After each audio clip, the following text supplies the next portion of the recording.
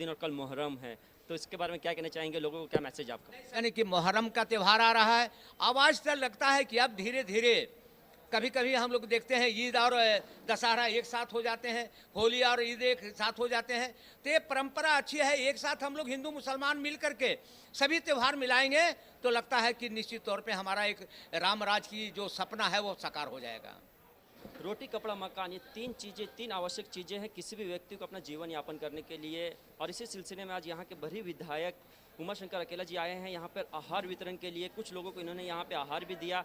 आइए इस रिगार्डिंग हम बात करेंगे, और भी बहुत कुछ है चीज़ें हैं जो उमाशंकर अकेला से हम बातें करेंगे। आइए स्वागत करते हैं उमा जी का। हाय सर, क्या कहना चाहेंगे जो आज का आहार वितरण हुआ? फाइनली हम बोल सकते हैं कि आहार वितरण हुआ, कि काफ़ी कुछ हुआ आहार वितरण के समय, लेकिन फाइनली हो गया ये चीज़। वो सब तो होता रहता है, बहुत बड़ी चीज़ें नहीं होती है। लोगों को अपेक्षा ज़्यादा है, संसाधन कम है, जिसके कारण से कुछ बहुत होती है, उससे परवाह नहीं होता है। उसको समझाने का प्रयास लोगों ने किया। भाई 1 से 31 आदमी का आहार आया है। आज इस आहार को हम लोगों ने बड़ा शांतिपूर्वक से लोगों ने स्वीकार किया। आज लाइन में लगा के लोग ले रहे हैं, और ये माननीय मुख्यमंत्री जी के द्वारा ये आहार बांटा जा रहा है। और लगातार हमारी सरकार ने हर गरीब को अनाज दिया जा रहा है। ये तो बाहर से लोग आए हैं उनको हम लोग दे रहे हैं, लेकिन हर एक पंचायत में हर एक डीलर को अनाज इतना दिया जा रहा है कि हमारे गरीब लोगों को घर में क्विंटल भर अनाज है। ये देन अकेला यादव का है कि काला बाजारी नहीं होने दे रहे हैं, और उसके घर में चावल जा रहा है। कहीं ना कहीं आहार मिल रहा है, इस चीज़ को सभी एग्री कर रहे हैं, लेकिन जो मूलभूत जो आवश्यकता है, जैसे कि जो बाहर से जो प्रवासी मजदूर जो आए हैं उनके लिए सबसे बड़ा तकलीफ और जो सबसे बड़ा प्रॉब्लम है वो रोजगार का है। वो अभी तक जो सरकार है वो मुहैया नहीं कर पाई है, तो इस बारे में क्या टेक आपका? देखिए, एक्चुअली जहां हम लोगों को निश्चित तौर पे कि रोजगार का मुहैया, झारखंड सरकार इसके बारे में सोच रखी है। झारखंड सरकार का जो नीति चल रही है किसानों के बीच में, जैसे आप गव विकास के द्वारा गाय दिया जा रहा है, विधवा महिलाओं को बकरी फ्री में दिया जा रहा है, मुर्गी पालन के रोजगार का मुहैया करा जा रहा है। और झारखंड सरकार ने कहा है कि अपने खेतों में पेड़ लगाओ, अपने मेड़ को बनाओ, और अपने खेतों में तालाब बनाओ, जिससे तुमको रोजगार का मुहैया भी मिल जाएगा।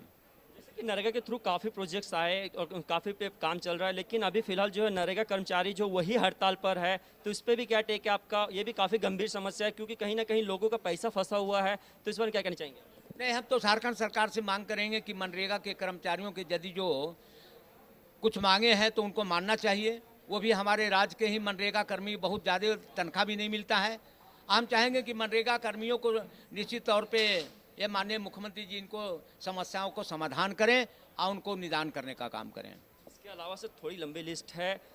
एक्सीडेंट का सिलसिला जो है वो आए दिन दुर्घटना कंटिन्यूसली हो रही है। सड़कों पे लोगों के बीच में, गाड़ियों के बीच में टकराव हो रहा है, तो इस पे कुछ विचार हो रहा है, क्योंकि नेशनल हाईवे NH2 पे कंटिन्यू यहाँ के जो लोकल लोग हैं, जो भी चौपारण प्रखंड, बरही प्रखंड के हैं, उनका एक्सीडेंट्स हो रहे हैं, तो इस पे क्या टेक है आपका? कुछ स्पीड ब्रेकर या कुछ करने की सुविधा? सबसे पहले तो मैं बता रहा हूँ कि हमारे यहाँ के नौजवान लोग, जो नौजवान हैं, जो अभी उम्र से 15 वर्ष से लेकर के या 40 वर्ष तक जितने नौजवान हैं, उनको सबसे पहले मोटरसाइकिल चलाते हैं।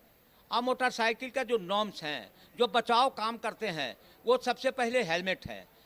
ये आज हमारे नौजवान जब घर से निकलते हैं, यदि जो झापा से चलेंगे चौपारण के लिए, तो हेलमेट नहीं पहनते हैं।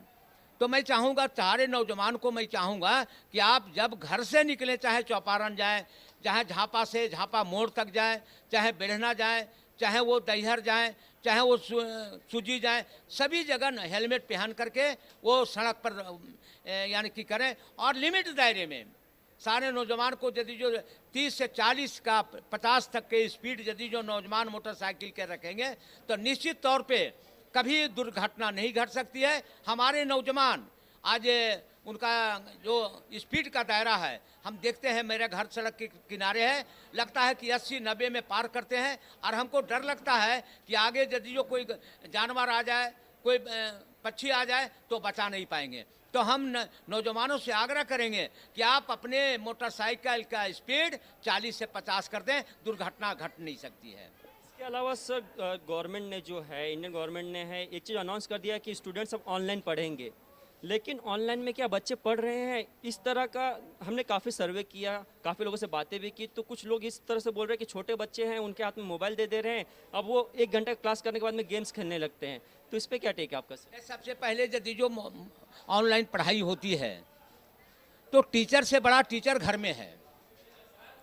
टीचर से बड़ा टीचर घर में है। उनके माताजी और पिताजी जिस दिन ऑनलाइन पर लड़के को बैठा देंगे तो निश्चित तौर पे जिम्मेवारी अपने बच्चों को अपने लेना पड़ेगा, टीचर के भरोसे नहीं रहना पड़ेगा। ऑनलाइन यदि जो पढ़ाई होती है, या पहले स्कूल जाते थे बच्चे लोग, तो यदि जो घर में हमारी माता और बहन नहीं पढ़ा जाएंगे तब तक बच्चे को पढ़ नहीं सकता है। इसलिए हर गार्जियन को चाहिए कि ऑनलाइन में यदि जो पढ़ाई होता है अपने बच्चों को ऑनलाइन में पढ़ाने का काम करेंगे। इसके अलावा जिस तरह से जेई और नीट की परीक्षाएं हुई, उस अब ये अनाउंस हो गया कि उनके एग्जाम्स होंगे, तो क्या झारखंड में भी एग्जाम्स होंगे? अब जब भारत सरकार अनाउंस कर देती है और हमारी मांगे हैं, हमारे नेता का भी मांग है कि जेई और नीट की परीक्षा को स्थगित किया जाए, इसमें कोई हर्जा नहीं है। स्थगित नहीं है तो 4 महीना में हो जाता, 2 महीना बढ़ा देते। लेकिन भारत सरकार जिद्दी पर है कि गरीब का बेटा के पास आना जाने का संसाधन नहीं है। आज पूरे झारखंड में हमको लगता है 5 सेंटर बनाए गए हैं नीट और जेई के परीक्षा में, और हर सेंटर में 150 की व्यवस्था है।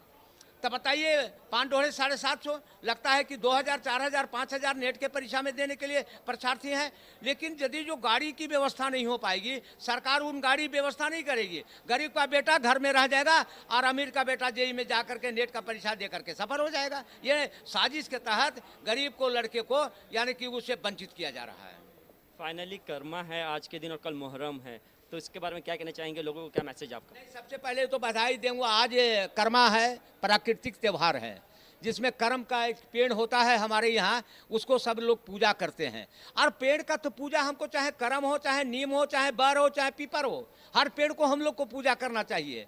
चाहे साल का पेड़ हो, पूजा करना चाहिए। आज प्राकृतिक का पूजा है, पेड़ का पूजा है, इसलिए जितने भी कर्म का पूजा कर रहे हैं मैं बधाई देता हूँ। और इसके बाद दूसरे दिन हमारे मुस्लिम समुदाय लोग के यानी कि मुहर्रम का त्यौहार आ रहा है। अब आज तक लगता है कि अब धीरे धीरे, कभी कभी हम लोग देखते हैं ईद और दशहरा एक साथ हो जाते हैं, होली और ईद एक साथ हो जाते हैं। तो ये परंपरा अच्छी है, एक साथ हम लोग हिंदू मुसलमान मिल करके सभी त्यौहार मिलाएंगे तो लगता है कि निश्चित तौर पे हमारा एक राम राज की जो सपना है वो साकार हो जाएगा। ये थे उमाशंकर अकेला जी, जिनसे हमने कुछ बातें की। आज यहाँ पे ये मुख्यमंत्री आहार वितरण के लिए आए हुए थे, इन्होंने आहार वितरण भी किया। वीडियो जर्नलिस्ट रवि यादव के साथ अरविंद सोनी।